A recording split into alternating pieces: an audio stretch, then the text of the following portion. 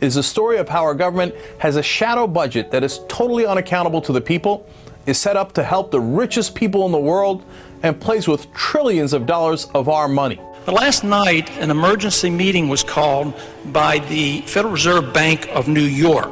Texas Republican Congressman Ron Paul has been speaking out on the abuses of the Federal Reserve for years. They put together a package of $3.5 billion to bail out this company. It has printed money with no value. It has bailed out foreign countries and domestic companies. Foreign banks actually were the biggest users of the Fed's emergency credit lines during the 2008 financial panic.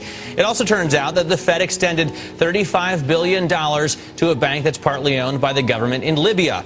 That's right, the same government of Libya that Colonel Muammar Gaddafi has been in charge of since 1969. We lent them money, now we're bombing them. What do you make of the U.S. subsidiaries of foreign banks receiving some of that U.S. aid? What are the people who lost their homes and their mortgages that didn't get bailed out? How do you think they're going to feel? And people who've been losing their jobs? No, I think it's criminal. But the voters have had enough with the Fed and its war on your money. That's partly why Republicans took back the House last November. What is your argument against the Fed, and what do you want to see changed? Well, I ultimately think we should get rid of it. And I'm a critic because it is economic planning. Most conservatives, understand central economic planning, wage and price controls. These are all just anathema to a conservative. And yet, that's what the central bank is, a central economic planner. Their job is to maintain stable prices and full employment.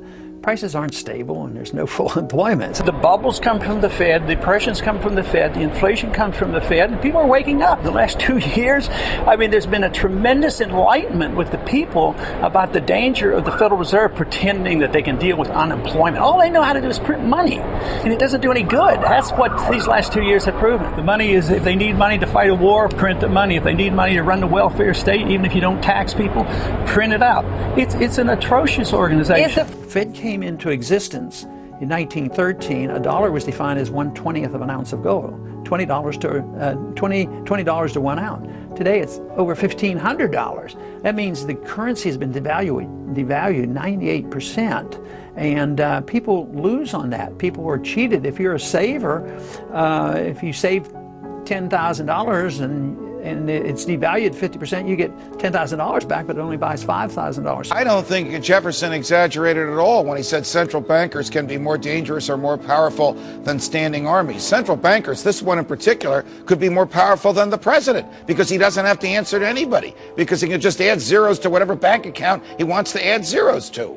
They did have national banks in our early history, and Jefferson got rid of one and Jackson got rid of the other one. So we really lived most of the time up until 1913 without a central bank. If we get rid of the Federal Reserve, albeit incrementally, what are they going to do with all that office space all over the country? We'll auction it off. You're going to pay some of the bills. That would cut down on the national debt.